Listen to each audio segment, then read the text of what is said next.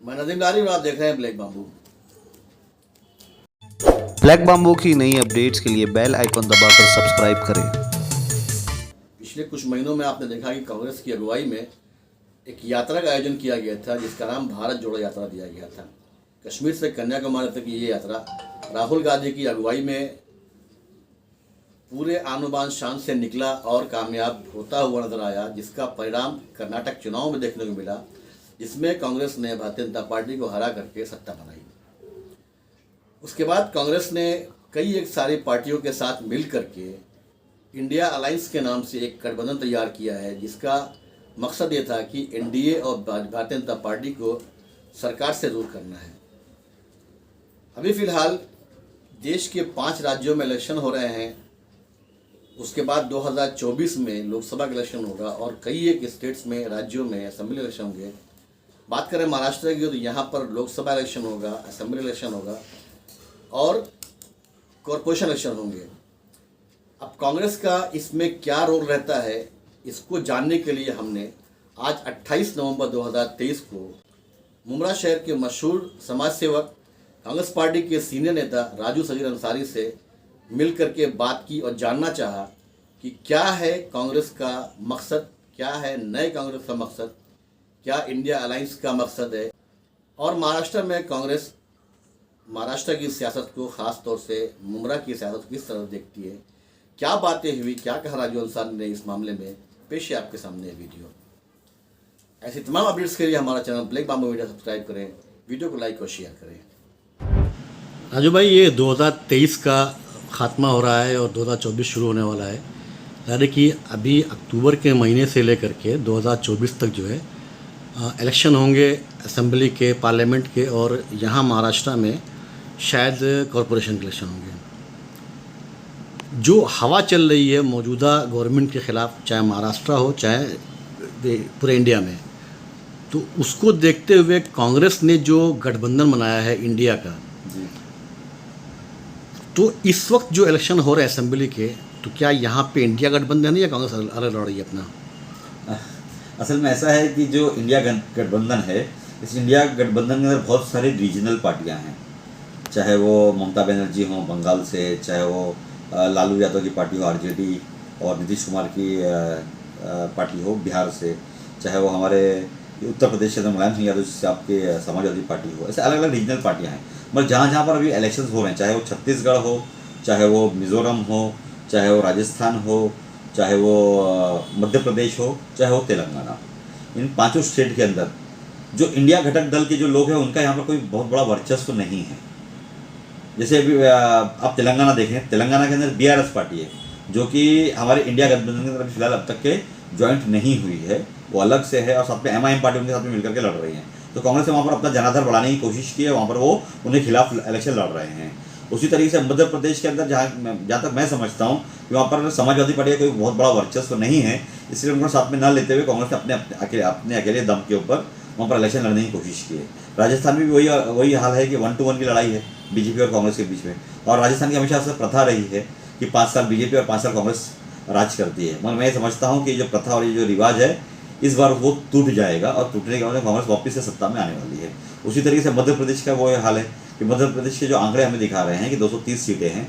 इन 230 सीटों में मैं ये समझता हूँ कम से कम 140 सीट कांग्रेस वहाँ पर जीत रही है। तो अभी जो इलेक्शन हो रहे हैं इसमें कांग्रेस को बढ़त मिल सकती है, कांग्रेस की सरकार बन सकती है, या सिर्फ अपोजिशन में रहेंगे, स्ट्रांग अपोजिशन रहेगा, क्या आंकड़े कहते हैं? देखो, मेरा जो 25-35 साल का जो मेरा एक्सपीरियंस बोल रहा है कि छत्तीसगढ़ जो है हम लोग क्लीन स्वीप मारने वाले हैं। छत्तीसगढ़ में तकरीबन मेरा अंदाजा है कि हम लोग 40 से 45 सीट मार रहे हैं वहाँ पे। उसके बाद में हमारा जो मध्य प्रदेश है, मध्य प्रदेश में 230 सीट है, वहाँ तकरीबन हम लोग 140 सीट मार रहे हैं।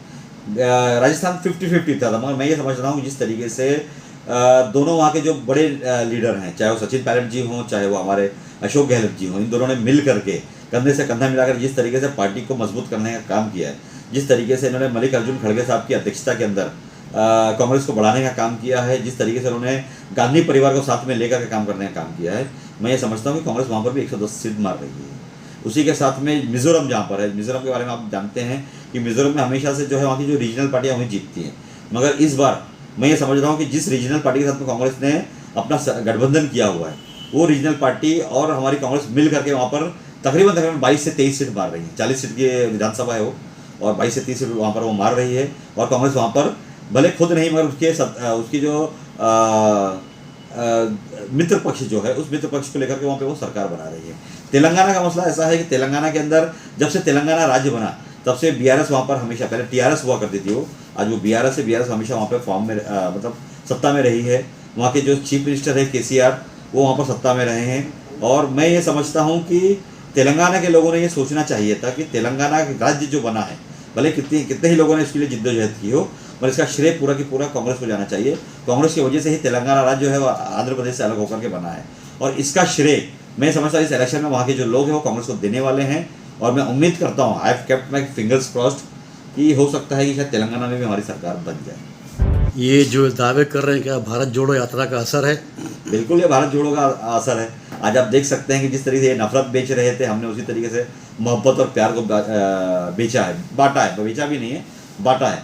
हमने जिस तरीके से कन्याकुमारी से लेकर के कश्मीर तक के इस भारत जोड़ो यात्रा के ज़रिए से हमने लोगों के दिलों को जोड़ा है, लोगों के मज़हबों को जोड़ा है, लोगों की एकता को जोड़ा है, लोगों की एकजहती को जोड़ा है।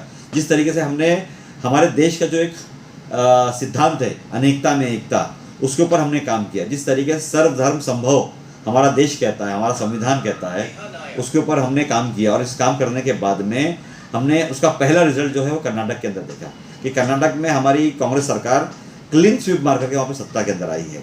और मैं ये समझता हूँ कि ये भारत जोड़ो यात्रा का ही असर है कि इन 5 राज्यों में से कम 4 राज्यों के अंदर हम लोग वापस सत्ता में आने वाले हैं।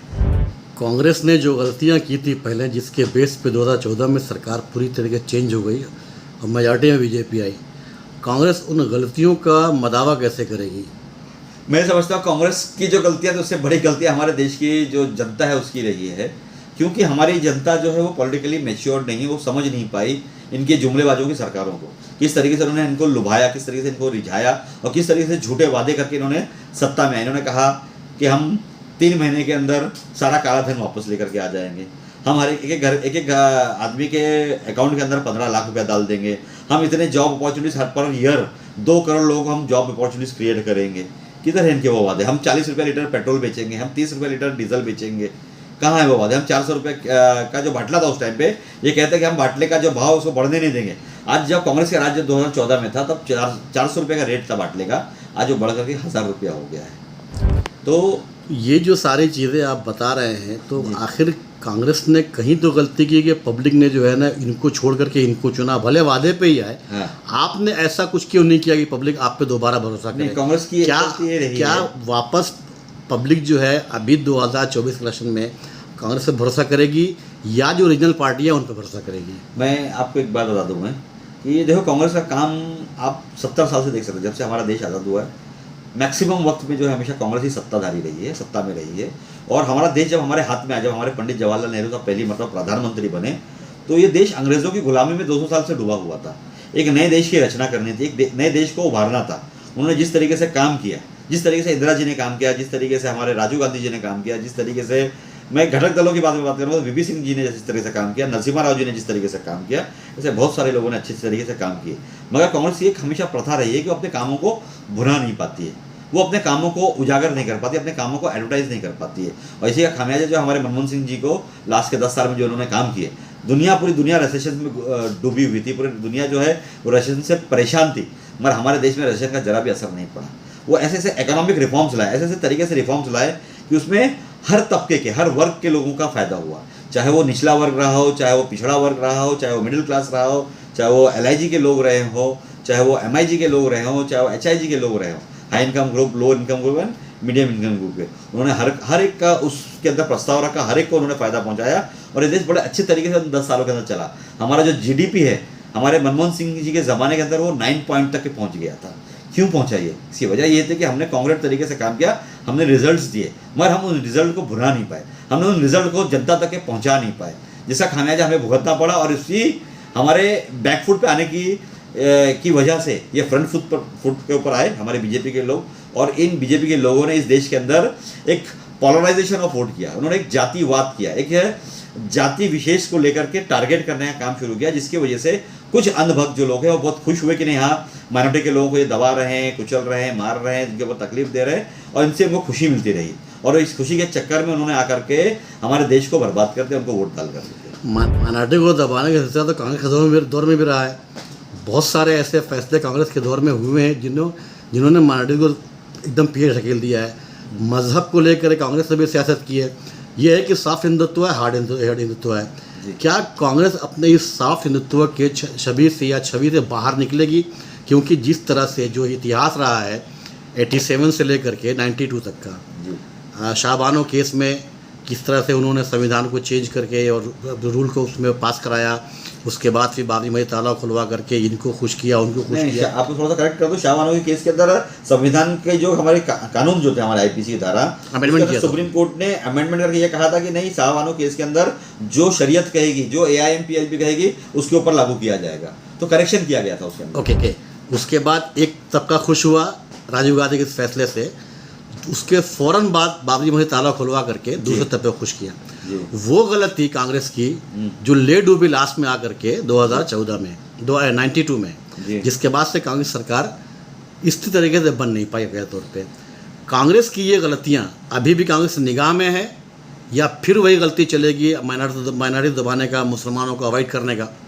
देखो, मैं आपको एक बात बोलता हूँ, हमारे देश के अंदर हर 10 साल में एक मरतबा सेंसस होता है, जनगणना होती है। हमारी 1901 में पहली मरतबा जनगणना होती है अंग्रेज़ों के ज़माने में। तब से अब तक के 2021 तक के तकरीबन 12 मरतबा जनगणना, अब तक 11 मरतबा अब तक जनगणना हो चुकी है। कल एक मरतबा 1940 में नहीं हुई क्योंकि वर्ल्ड वॉर 2 चालू था, जिसकी वजह से वो नहीं हो पाई थी, वरना 11 जनगणना हो चुकी है। ये जनगणना होने के बाद में कांग्रेस ने एक मांगनी की थी। वो मांगनी ये थी कि कास्ट बेस्ड सेंसस होना चाहिए, जाति के आधार पर जनगणना होनी चाहिए। अगर ये जाति के आधार पर जनगणना हो जाए तो जो हम मुस्लिम समाज के जो लोग हैं, आज हमारे देश के अंदर 6 लिंग्विस्टिक माइनॉरिटीज़ हैं। पारसी है, बुद्धिस्ट है, क्रिश्चियन है, जैन है और सिख हैं, और उसके बाद में मुसलमान हैं। ये 6 में से 5 जो माइनॉरिटीज़ हैं उनको एक तरफ रख दिया जाए तो भी वो मुसलमानों के आधे भी नहीं आते हैं। आज इस देश के अंदर मुसलमान 15% के आसपास है। 14.3% 2011 के सेंसस के बाद में रहा है। मैं समझता हूँ आज की तारीख में मुसलमान इस देश में 15% के आसपास है। अगर उन्होंने हमारे मुसलमानों को कॉन्फिडेंस में लिया, हम कभी ये नहीं चाहते कि कोई भी सरकार जो है मुसलमानों के लिए काम करे या किसी हिंदुओं के लिए काम करे, उन्होंने देश के लिए काम करना चाहिए। अगर उन्हें सही तरीके से सर्वधर्म संभव के ऊपर आ करके अपने सिद्धांतों के ऊपर चल करके कांग्रेस ने काम किया, तो मैं ये समझता हूँ ये 15% मुसलमान जो है ये बैठ करके कांग्रेस को वोट देंगे। और कांग्रेस को वोट देने के बदले में हमें कुछ नहीं चाहिए। हमें ना कोई मुसलमानों के लिए कोई स्पेशल पैकेज चाहिए, ना मुसलमानों के लिए कोई स्पेशल, जिस तरीके से इस देश के अंदर हर नागरिक को उनका आधार मिलता है, हर नागरिक को उनका हिस्सा मिलता है, हर नागरिक को उनका हक मिलता है, उसी तरीके से मुसलमानों को भी उनका हक मिलना चाहिए। आज आप देखें, कश्मीर से लेकर कन्याकुमारी तक जितने भी मुसलमान इलाके हैं वो एक गेटो हैं। वहाँ पर आप कोई इंफ्रास्ट्रक्चर डेवलपमेंट नहीं देख सकते, कोई वहाँ पर बिल्डिंग्स नहीं है, वहाँ पर स्लम्स पड़ा हुआ है, वहाँ पर बेसिक एम्यूनिटीज़ नहीं, चाहे वो एजुकेशन के ताल्लुक से हो, पढ़ाई लिखाई के ताल्लुक से हो, चाहे वो हॉस्पिटल के ताल्लुक से हो। तो हम यही चाहेंगे कि हमारे जितने भी मुस्लिम पॉकेट्स हैं जो पिछड़े हुए हैं, कल हमें बराबर ला के रखें, हमें स्पेशल कोई पैकेजेस ना दें, मगर कम से कम जिस तरीके से इस देश के अंदर जहाँ जहाँ भी आप जाएँ, जो मुस्लिम इलाके नहीं, जिस तरीके से वहाँ पर इंफ्रास्ट्रक्चर डेवलपमेंट हुआ है, चाहे वो फ्लाईओवर्स को लेकर के हो, ब्रिजेस को लेकर के हो, रेलवेज़ को लेकर के हो, मेट्रोज़ को लेकर के हो, या जो भी पानी को लेकर के हो, डैम्स को लेकर के हो, हॉस्पिटल को लेकर के हो, स्कूल को लेकर के हो, कॉलेजेस को लेकर के हो, उसी तरीके से मुस्लिम इलाकों के अंदर भी काम किया जाना चाहिए। मैं इससे ज़्यादा और कुछ नहीं मांगता, ना हमारी मुसलमान कौम इससे ज़्यादा मांगती है। हम सिर्फ इतना ही चाहते हैं कि कांग्रेस सत्ता में आए और कांग्रेस ही इस देश को राज कर सकती है, मगर जो गलतियाँ पिछली मरतबा की गई है उसको दोहराया नहीं जाना चाहिए। हम जाति के आधार के ऊपर किसी को खुश करने और किसी को नाराज़ करने के लिए हम नहीं बैठे हैं। चलिए ठीक है, अभी 5 राज्य में इलेक्शन हो रहे हैं, हो जाएंगे। महाराष्ट्र का इलेक्शन करीब है, ज़ाहिर है कि यहाँ पर असेंबली और लोकसभा एक साथ होंगे जी। महाराष्ट्र में जो सियासी उठापटक हुई है, जिस तरह से जो गठबंधन था शिवसेना, कांग्रेस और एनसीपी का, वो टूट के ख़त्म हो गया है जी। ऐसे दौर में कांग्रेस का क्या रोल रहेगा महाराष्ट्र की सियासत में? हम फिर बात करेंगे बात में रखिए। हम एमपी का इलेक्शन मैं समझता हूँ कि मार्च में आचार संहिता लग जाएगी या फरवरी में आचार संहिता लग जाएगी। मार्च और अप्रैल में वो इलेक्शन होने जैसे पिछले 5 साल पहले हुए थे, वो अपना पूरा टर्म पूरा कर लेंगे। रही हमारे एमएलए इलेक्शन की बात, हमारे एमएलए इलेक्शन को भी पूरे 11 महीने बाकी हैं। अक्टूबर में इलेक्शन हुआ था 2019 के अंदर, फिर अक्टूबर में इलेक्शन होगा 2024 के अंदर। तो इसमें कोई दो राय नहीं है कि इलेक्शन साथ में होंगे, दोनों इलेक्शन अलग अलग वक्त में होंगे और अपने वक्त के ऊपर होंगे। ये सरकार पूरी चलेगी अपने हिसाब से और ये सरकार अपना टर्म पूरा निकालने वाली है। रही बात गठबंधन सरकार की, मुझे एक बात बताइए, शिवसेना टूटी, एनसीपी टूटी, क्या कांग्रेस टूटी? कांग्रेस टूट ही नहीं सकती, क्योंकि कांग्रेस एक ऐसी पार्टी है जो बीजेपी से लोहा ले सकती है। मैं इसीलिए महाराष्ट्र के लोगों से ये अपील करना चाहता हूँ कि अगर आपको इस देश के अंदर अगर बीजेपी को हराना है, अगर बीजेपी को ख़त्म करना है, अगर इस देश के अंदर जो जातिवाद के लोग हैं उनको ख़त्म करना है, इस देश के अंदर जो करप्ट लोग हैं उनको ख़त्म करना है, जो कॉर्पोरेट हाउस से काम करने वाले लोग उनको ख़त्म करना है, तो कांग्रेस से अच्छा कोई विकल्प नहीं है। इस देश के अंदर 70 साल की आज़ादी, 72 साल की आज़ादी के अंदर 65 साल 60 साल कांग्रेस ने राज करके दिखाया कि राज कैसे किया जाता है। पार्टियां टूट रही थी, शिवसेना टूट के 2 गुट में हुई, एनसीपी टूट के 2 गुट में हुई, कांग्रेस ने कोई ऐसा रोल क्यों नहीं निभाया कि ये दोनों पार्टियां टूटने से बच जाएं? नहीं, तो उनका अपना डिसीजन था। और ऐसा होता है कि जैसे कोई लेकिन सरकार गठबंधन की थी तो जाहिर है कि सरकार को बचाने के लिए भी रोल तो निभा सकते थे ना। नहीं, ऐसा नहीं है। जब कोई अंदर पार्टी के अंदर के लोग, अगर खास करके घर के ही लोग, अगर अंदर के लोग अगर टूटते हैं तो बाहर की पार्टी उसमें इंटरफेयर नहीं करती है, क्योंकि उनका अपना डिसीजन होना चाहिए, वो अपना डिसीजन ले रहे हैं। हाँ, इतना ज़रूर है कि कांग्रेस ने अपनी तरफ से पूरी जोर लगाया हुआ है सुप्रीम कोर्ट के अंदर कि जो लोगों ने गलतियाँ की हैं, जिन लोगों ने पार्टी के अंदर, जो रीजनल पार्टी के अंदर उन्होंने जो वो डाली है, दरार डाली है, इन दरारों को के अंदर टेक्निकलिटीज़ को देखते हुए उनको चैलेंज किया गया सुप्रीम कोर्ट के अंदर।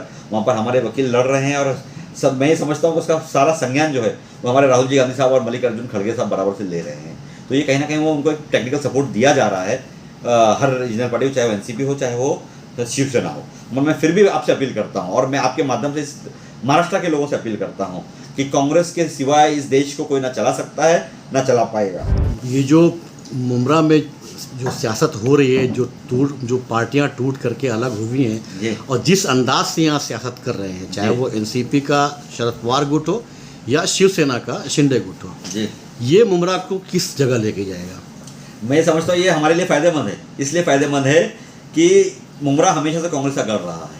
आज ये रीजनल पार्टी आपस में लड़ती हैं और हमारे कांग्रेस के वरिष्ठ लोग, मैं थाना के लोगों की बात नहीं करूँगा, जो थाना के लोग किसके पिट्ठू हैं, किसकी गोद में बैठे मुझे मालूम है, थाना कांग्रेस के लोग, मगर जो हमारे कांग्रेस के वरिष्ठ जो लोग हैं, अगर वो सही तरीके से मेहनत कर लें तो मैं समझता हूँ मुमरा के अंदर मुमरा का आमदार कांग्रेस का हो सकता है। मुमरा के अंदर सारे नगर सेवकों में से मोर देन 70% नगर सेवक जो है कांग्रेस के हो सकते हैं। मुमरा में कांग्रेस है कहाँ पे? जो लोग कांग्रेस के पदाधिकारी हैं वो ऑफिस लेकर के बैठे हुए निकलते नहीं है बाहर जी। कुछ एक लोग हैं जो फील्ड में रहते हैं, तो उनका सिर्फ काम है इलीगल बिल्डर्स के बिल्डिंगों के खिलाफ धरना देना, आंदोलन करना, बस।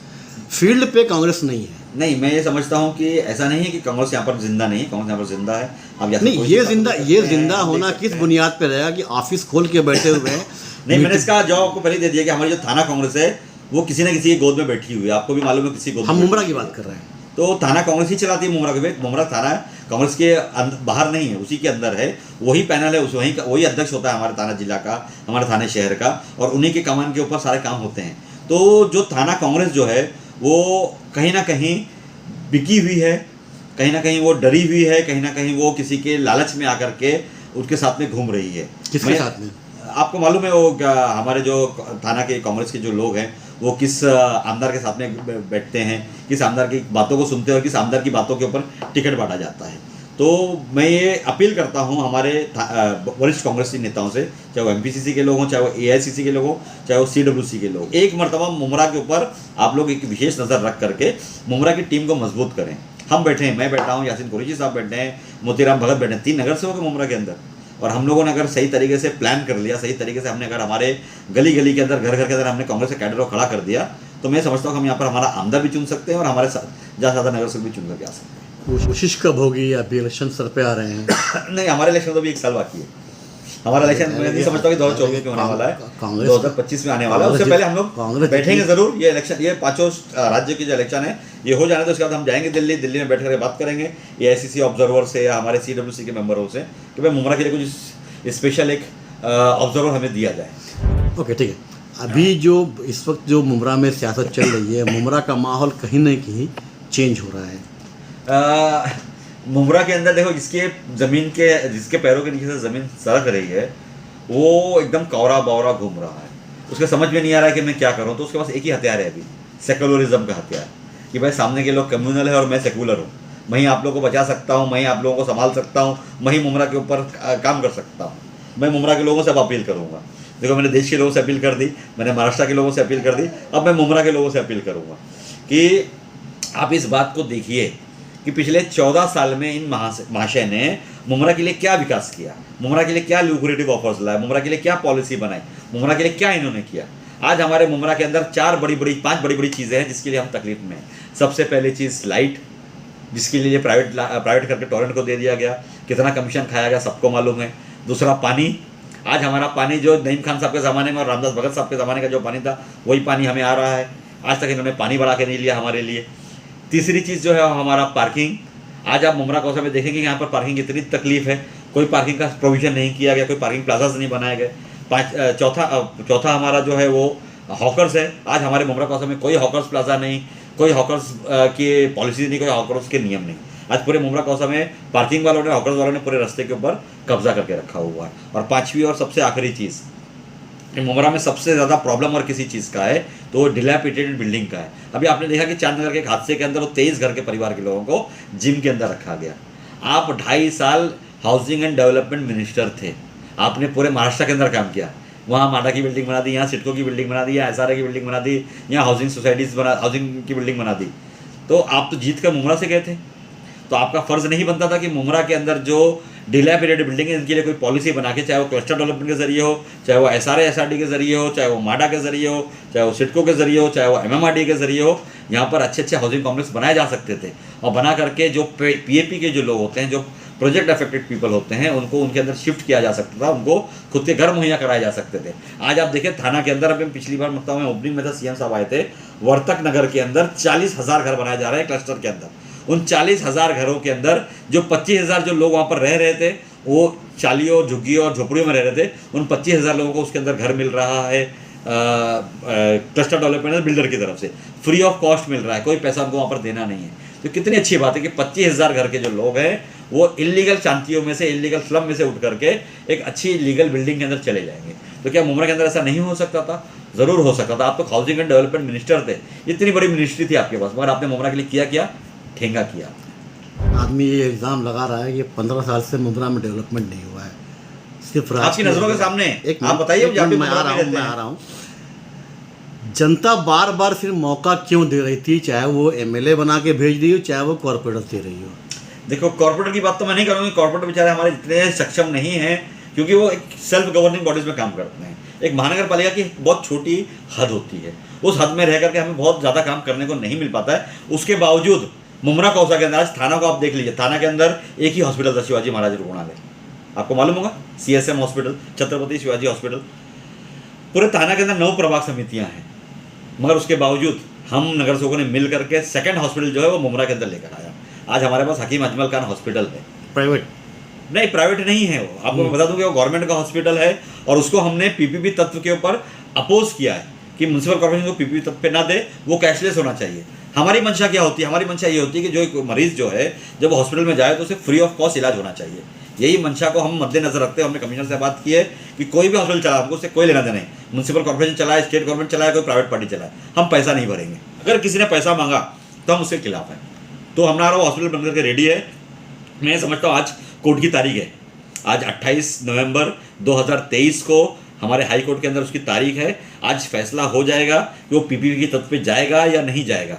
अगर नहीं जाएगा तो बहुत अच्छी बात है, अगर जाएगा भी तो हमसे कैशलेस करने की कोशिश करेंगे। दूसरी चीज़, पूरे थाना के अंदर दादाजी कोंडदेव स्टेडियम, एक ही स्टेडियम हुआ करता था थाना के अंदर, और उसके छोटे छोटे लोगों ने एक स्पोर्ट्स कॉम्प्लेक्स बनाए, चाहे उन्होंने उसको कोलछत में बनाया, चाहे उन्होंने उसे वाकबिल में बनाया, चाहे उन्होंने उसको लोकमान्य नगर में बनाया, छोटे छोटे बनाए थे। आज हमारे नगर सेवकों की देन है कि 2008 के अंदर हमने महाराष्ट्र का सबसे बेहतरीन स्पोर्ट्स कॉम्प्लेक्स मुमरा वालों को दिया। आप जाकर के देखें, मौलाना अबुल कलाम आज़ाद स्पोर्ट्स कॉम्प्लेक्स जो है वो 8 लेन सिंथेटिक ट्रैक है, 400 मीटर का, फुटबॉल ग्राउंड है ओलंपिक साइज़ का, स्विमिंग पूल है ओलंपिक साइज़ का, हमारे पास 4 बैडमिंटन कोर्ट्स हैं, हमारे पास वॉलीबॉल कोर्ट है, हमारे पास मलखम है, हमारे पास बास्केटबॉल कोर्ट्स है, हमारे पास जिम्नाजियम है, हमारे पास योगा सेंटर है। इतनी बड़ी चीज़ मैं समझता हूँ पूरे महाराष्ट्र में कहीं पर भी नहीं होगी। ये नगर सेवकों की देन है। आगे बोलता हूँ, थोड़ा सा और सुन लीजिए मेरी बात। अभी आपने कहा कि आगे नगर सेवक निकम्मे हैं, नगर सेवक काम नहीं करते हैं। मित्तल का जो रोड है, जिसे आप डीपी रोड कहते हैं, जिसके ऊपर इन लोगों ने अपना नाम लगा के रखा हुआ है, जितेंद्र आवाड साहब के नाम से नाम चल रहा है, उस रोड को बनाने का काम जो है वो म्युनिसिपल कॉरपोरेशन ने किया है। मुमरा कौसा में कब्रिस्तान लाने का काम जो है वो म्युनिसिपल कॉरपोरेशन ने किया है। और किसकी वजह से हुआ? म्युनिसिपल कॉर्पोरेशन में कौन बैठता है? कोई आमदार बैठता है, कोई खासदार बैठता है? नहीं, सिर्फ नगर सेवक लोग बैठते हैं। इसके लिए सारे काम का श्रेय जो है वो हमारे नगर सेवक को जाना चाहिए। एसटीपी बना, म्युनिसिपल कॉर्पोरेशन ने बनाया। किसने बनवाया? नगर सेवकों ने बनाया। मुमरा का कॉन्क्रीटीकरण किसने किया? मुमरा के नगर सेवकों ने किया। मुमरा के अंदर पानी की लाइन बिछा रहे हैं, कौन कर रहा है? कॉर्पोरेशन कर रही है, नगर सेवक कर रहा है। मुमरा के जितने यूटी के रोड कर रहा है, कौन कर रहा है? कॉर्पोरेशन कर रहा है। तो सब काम तो हमने किया है, हमारे नगर सेवकों ने मिलकर के किया है, चाहे वो किसी भी पार्टी का हो, कांग्रेस का हो, समाजवादी का हो, एमआईएम का हो, एनसीपी का हो, शिवसेना का हो, किसका भी हो, मगर हमारे मुमरा के नगर सेवकों में इतना इत्तेफाक है जरूर कि वो सब मिल करके जब मुमरा की बात आती है तो एकजुट होकर के वो काम करते हैं। इसी का फायदा हमारे मुमरा कौसा के लोगों को मिलता है। ओके, मुमरा में जो यहाँ से कॉर्पोरेशन गए हैं वो मैक्सिमम एनसीपी के रहे हैं जी। 18 नगर सेवक प्रॉब्लम जो है एनसीपी से नहीं है, एमएलए से है जी। बिल्कुल चाहते हैं, बिल्कुल हम ये चाहते हैं कि हमारे पास ऐसा एमएलए हो कि वो हमारे मुमरा को भली भांति समझे कि मुमरा के प्रॉब्लम्स क्या है। आज मुमरा सिर्फ 5.5-6 किलोमीटर के दायरे के अंदर बसा हुआ इलाका है। आज मुमरा कौसा की आबादी एज पर सेंसस तकरीबन 7 से 8 लाख की आबादी है। इतनी बड़ी आबादी होने के बावजूद हमारे पास पानी की किल्लत है। कौन दूर करेगा? स्टेट गवर्नमेंट दूर करेगी ना। तो हमारा जो नुमाइंदा है वो स्टेट गवर्नमेंट जाता ही नहीं है, वो घूम कर म्युनिसिपल कॉर्पोरेशन के हेड ऑफिस में घूमता है। म्युनिसिपल कॉर्पोरेशन के कामों के ऊपर जाके फोटो खिंचाता है, म्युनिसिपल कॉर्पोरेशन के कामों के ऊपर अपना नाम डाल देता है। तो क्या कहीं सही है ये बात? आप बताइए मुझे। आज हमारे मुमरा के अंदर हमें क्या क्या चीज़ चाहिए? हमें हॉकर्स प्लाजा चाहिए अच्छी तरीके का, हमारे पास पार्किंग प्लाजा चाहिए, हमारे पास बिल्डिंग की पॉलिसीज चाहिए। ये इलीगल कंस्ट्रक्शन किस तरीके से बंद हो, इनको लीगल घर गरीब लोगों को किस तरीके से मुहैया हो, किस तरीके से जो हमारे LIG लोग जो हैं, जो लो इनकम ग्रुप के लोग हैं, वो 40 लाख 50 लाख 60 लाख का घर नहीं खरीद सकते हैं। तो उनको किस तरीके से गवर्नमेंट की तरफ से अच्छी स्कीमों के अंदर उनको घर मिल जाए, वो नहीं हो रहा है। कहाँ हुआ? बम्बई में हुआ, कमाटीपुरे में हो गया, आप BIT 4 में देख लीजिए, आप वर्ली में जाके देख लीजिए, आप जोगेश्वरी में देख लीजिए, वहाँ इन्होंने किया। मुमरा इनकी इनकी कर्म भूमि है ना, मुमरा में क्यों नहीं किया इन्होंने? आज हमारी पानी की इतनी बड़ी किल्लत है, आज हमारे को 53 MLD पानी मिल रहा है। आज मुमरा को कम से कम 100 MLD पानी मिलना चाहिए। ये 14 साल से यहाँ पे कार्यरत है, 14 साल में इन्होंने 1 MLD पानी इनकी तरफ से बढ़ा क्या? नहीं बढ़ाया इन्होंने। आज हमारा कब्रिस्तान का मसला चल रहा है, अब जाके देखिए, म्युनिसिपल कॉर्पोरेशन ने ज़मीन दी, म्युनिसिपल कॉर्पोरेशन ने पैसा दिया उसको बनाने का, मगर इन्होंने अपना आदमी वहाँ रख करके किस तरीके से घपला किया गया, किस तरीके से करप्शन किया उस कब्रिस्तान कामों के अंदर, वो जग जाहिर है, दुनिया को मालूम है पूरी। आज आप जाकर देखेंगे जो हमारा स्टेडियम बना हुआ है वो अपने ताबे में लेकर के रखे हुए हैं, वहाँ कोई एंट्री नहीं कर सकता, कोई जा नहीं सकता। हॉस्पिटल अपने ताबे में लेकर के रखे हुए हैं, वहाँ OPD चला रहे हैं। आज हमारा हॉस्पिटल जो है महानगर पालिका ने 140 करोड़ रुपया था उस 1,25,000 स्क्वायर फीट के लिए, तकरीबन 10,350 रुपया पर स्क्वायर फीट का खर्चा आया खाली बनाने के अंदर। कितना बड़ा करप्शन हुआ, कितना बड़ा घपला हुआ। उसके बावजूद इतना पैसा 140 करोड़ रुपया खर्चा करने के बाद में भी वहाँ पे सिर्फ OPDs चल रहे हैं। वहाँ पे आप जाइए, बुखार की, जुलाब की और खांसी की दवाई लेकर के आ जाए। अगर किसी औरत को अगर पेट में दर्द होता है, प्रेग्नेंट औरत है और उसकी कॉम्प्लिकेशंस है, तो वहाँ पर C-सेक्शन नहीं होता है, वहाँ ऑपरेशन से बच्चा नहीं पैदा होगा, सिर्फ नॉर्मल डिलीवरी कराते हैं। अगर कॉम्प्लिकेशन हुआ तो उनको वापस कलवा हॉस्पिटल भेजते हैं। तो ऐसा क्या फ़ायदा ऐसे हॉस्पिटल चलाने का, और क्या फ़ायदा हमारे ऐसे नज़र रखने का? इतनी सारी पार्टियां मुमरा में हैं जो आवाड साहब या एनसीपी के खिलाफ बोलती हैं, काम में बोलती हैं जी। बड़ी पार्टी कांग्रेस है, MIM है, आम आदमी पार्टी, समाजवादी पार्टी जो पुरानी है भी जी। आवाड साहब जैसा चेहरा है क्या कोई यहाँ पे? कहाँ से लाएंगे चेहरा? अभी आपको मैं बहुत सारा वो देता हूँ आपको मैं क्या कहते हैं, सरप्राइज देता हूँ आपको मैं।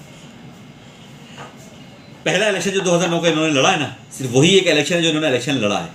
2014 का इलेक्शन और 2019 का जो इलेक्शन है वो डम्मी कैंडिडेट्स थे दोनों, चाहे वो दशरथ पाली साहब रहे हों, चाहे वो हमारे दीपाली सैयद मैडम रही हों।